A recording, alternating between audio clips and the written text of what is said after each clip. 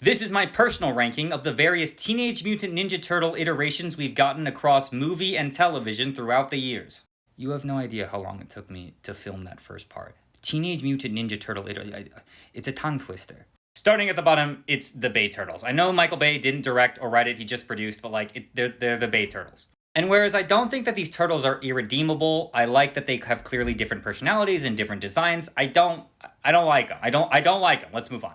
Next are the 80s turtles, and it's a little unfair that they're this far at the bottom because I haven't really seen any of their stuff. Interacted with these turtles, I've heard really great things about them, but I just don't really care that much enough to seek them out. So unfortunately they're at the bottom, but I have no doubt that they're better than the base. Next are the Nick Turtles, and again, sort of similar to the 80s Turtles. It's more so just because I'm not super familiar. What I have seen of them, I'm not in love with. I think it's probably fine, but they don't really grab me all that much. I just kind of, they hit me in an age gap where I was moving on to other things, and they just they don't really connect with me. Next are the Mutant Mayhem Turtles, and these ones are a little tricky because I acknowledge that this is a very, very good iteration of the Turtles. I think that they've been brought into the modern day very well. I think they feel authentically as teenagers. I like their chemistry. I like their relations with each other. I like their style. I like the animation a lot. But I'm just I can't connect with this generation, man. I'm too old. And that's nobody's fault other than mine for being too old. So while I admit that this is very good in its own right, it's just simply not for me. Next are the 90s Turtles, and I think that these guys are great. The movie is fun, it's got a lot of heart, it's got a lot of great direction.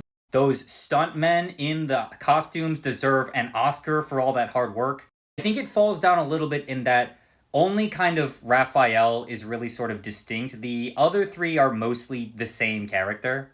But I love that first movie a lot, and I like the second movie okay. The real standout in that movie, though, is Casey. Casey Jones is... I don't think he's been beat yet. Next are the 2003 Turtles. Now, these are my Turtles.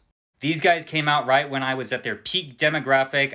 Even today, I remember the most from these shows. They've got what I think is the best theme song of Turtles Count It Off. 1, 2, 3, 4, Turtles. I love these guys.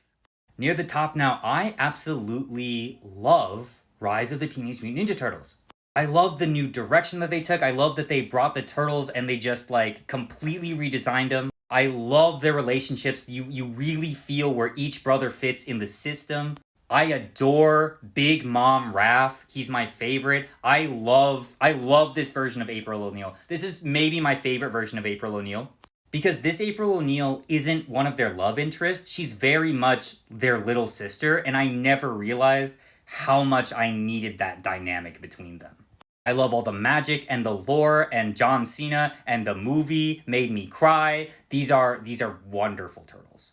But this is peak Teenage Mutant Ninja Turtles. The animators of Invader Zim made a 5-minute short on YouTube a few years ago of the Teenage Mutant Ninja Turtles, and it's the best Teenage Mutant Ninja Turtles media I have ever seen. The brothers, Splinter, April, the Shredder, the shenanigans, the animation, it's incredible. I want 1,000 years of these turtles.